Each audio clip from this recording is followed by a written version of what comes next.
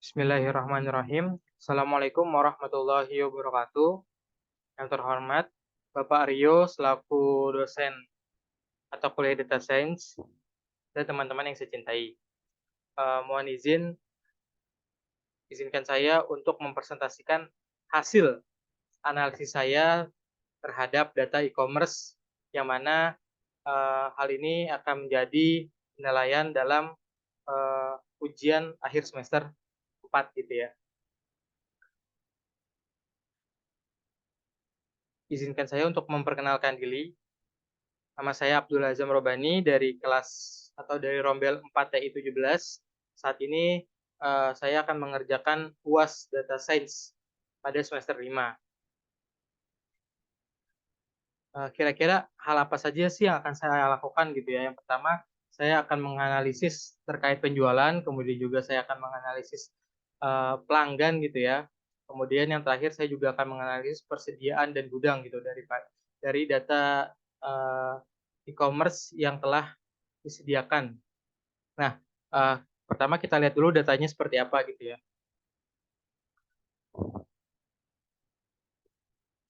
Oke, baik.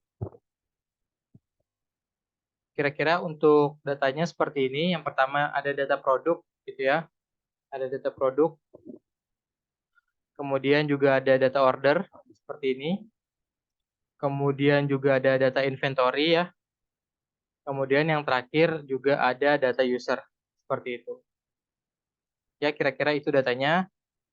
Kita lanjut ke hasil daripada implementasi saya gitu ya. Hasil daripada analisis saya seperti itu. Ya, sebelum melakukan analisis tentunya saya juga telah melakukan pembersihan data atau proses cleaning data terlebih dahulu seperti itu. Nah, dari hasil proses cleaning data tersebut, selanjutnya saya melakukan analisis. Yang pertama yaitu analisis penjualan. Nah, pada analisis penjualan ini, yang pertama saya ingin mengetahui produk mana sih yang paling banyak dijual gitu ya. Ternyata setelah saya melakukan pengecekan, ternyata produk yang paling banyak dijual itu yaitu Champion Men's Long Safety gitu, seperti itu. Kemudian yang berikutnya, saya ingin melakukan identifikasi produk yang memiliki harga jual tertinggi dan terendah. Dan dihasilkan, kalau kita bisa lihat di bawah ini, untuk produk dengan harga jual tertinggi yaitu Alpha Industry Rip Stop Suit.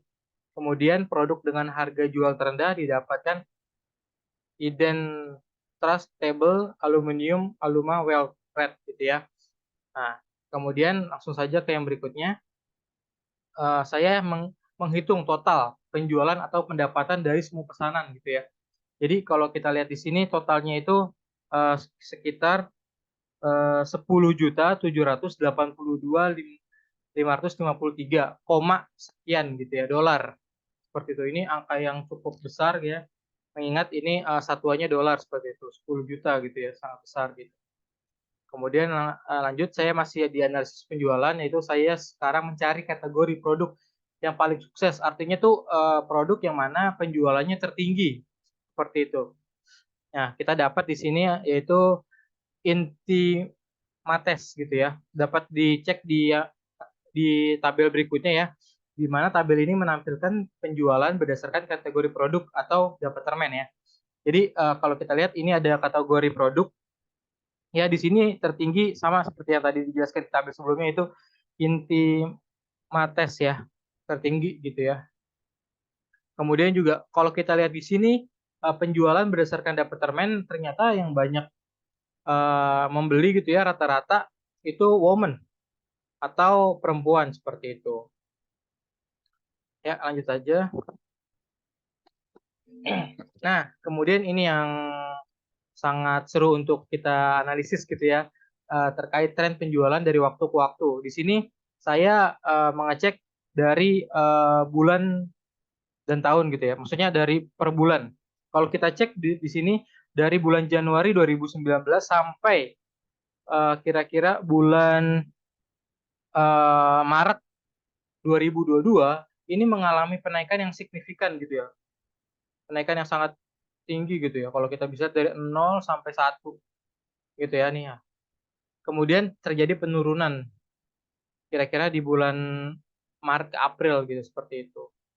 Ya, ini hasil analisisnya. Kemudian yang berikutnya adalah, nah dari sini juga saya ingin mengetahui jumlah dan demografi pelanggan. Nah, pelanggannya seperti apa sih? Kira-kira seperti apa sih? Nah, kalau kita lihat di sini persebaran gender pelanggan ternyata dari gender pelanggan itu mens, kebanyakan laki-laki, ya seperti itu sebesar 50,2% gitu ya. Nah, kita juga bisa lihat di sini ada persebaran, saya perbesar supaya mudah dilihat, ada persebaran usia pelanggan gitu ya, di mana usia pelanggan itu dimulai dari 12 tahun gitu ya, sampai bahkan 70 tahun gitu, dengan hampir rata-rata jumlahnya sama seperti itu. Yang sampai 70 tahun gitu ya. Ternyata ada loh pelanggan yang sudah tua seperti itu. Nah, kemudian juga di sini kita dapat melihat persebaran negara gitu ya. Seperti apa sih persebaran negaranya? Nanti akan saya gambarkan dalam bentuk peta gitu supaya mudah dilihat. Ternyata di sini ada Cina dengan pelanggan terbanyak, kemudian disusul oleh United States dan Brazil gitu ya. Kemudian South Korea dan lain sebagainya seperti itu. Kemudian yang berikutnya, nah ini dia. Ini adalah persebaran pelanggan ya. Kalau kita lihat tadi seperti yang kita tahu bahwa di Cina itu banyak ya. Nah, di sini diskresi Cina itu. Kemudian di sini ada Australia, di sini ada Eropa ya, Eropa, kemudian di sini Amerika. Ya, ini Amerika, benua Amerika. Kan ada ini Kanada, ini Amerika gitu ya. Ini kira-kira benua Amerika seperti itu. Ya, ternyata kira-kira seperti inilah persebaran pengguna daripada e-commerce gitu ya berdasarkan data tersebut. Nah, kemudian juga di sini saya akan melakukan analisis kedua yaitu terhadap pelanggan. Jadi dengan menggunakan data user gitu ya, saya mendapatkan hal berikut. Yang pertama saya menganalisis sumber lalu lintas atau traffic resource untuk melihat dari mana saja pengguna berasal. Jadi setelah saya analisis ternyata banyak sekali pengguna yang berasal dari search atau mencari gitu ya, mencari. Itu kemudian juga organik ya. Kemudian dari Facebook, ternyata sosial media Facebook ini sangat berperan ya. Kemudian dari email gitu ya, dan display mungkin iklan-iklan seperti itu. Lanjut untuk analisis yang berikutnya, saya masuk ke analisis persediaan dan gudang.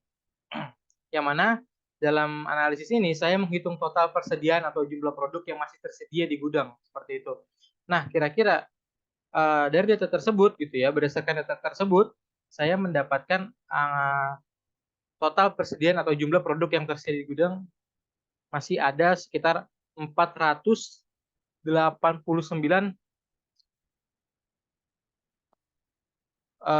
unit gitu ya, barang yang masih ada di gudang seperti itu. Ya, kira-kira itu saja yang saya dapat sampaikan dari hasil analisis saya. Kurang dan lebihnya mohon maaf. Wabillahi taufik wal hidayah. Wassalamualaikum warahmatullahi wabarakatuh.